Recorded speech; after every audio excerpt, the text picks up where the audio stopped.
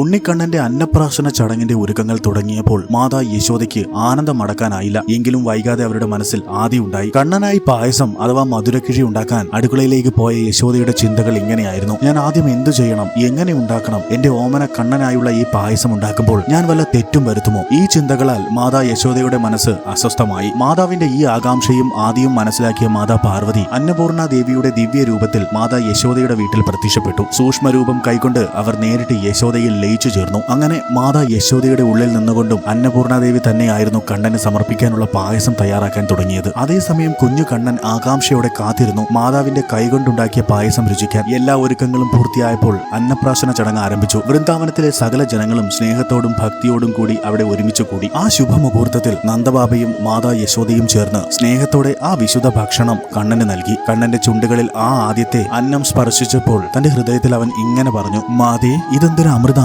ഈ പായസത്തിന് ലോകത്തുള്ള ഒരു രുചിയോടും ഉപമിക്കാനാവില്ല. എന്റെ കുഞ്ഞു ഹൃദയം ഇപ്പോൾ സന്തോഷം കൊണ്ട് തുള്ളിച്ചാടുകയാണ്. ഈ സ്നേഹവും ഈ രുചിയും ഇത് സാക്ഷാൽ അന്നപൂർണാദേവി എന്റെ മാതാവിന് നൽകിയ വരമാണ്. മാതേ, മാതാവിനോടും അന്നപൂർണാദേവിയോടും ഞാൻ നിത്യവും കടപ്പെട്ടിരിക്കുന്നു. അങ്ങനെ ദിവ്യമായ അനുഗ്രഹത്തോടെ ആ ചടങ്ങ് പരമാനന്ദത്തോടും ഭക്തിയോടും കൂടി പൂർത്തിയാക്കി. ഉണ്ണിക്കണ്ണന്റെ ഈ കഥ നിങ്ങൾക്ക് ഇഷ്ടമായാൽ ലൈക്ക് ആൻഡ് സബ്സ്ക്രൈബ് ചെയ്യൂ. ജയ് ശ്രീ രാധാകൃഷ്ണ.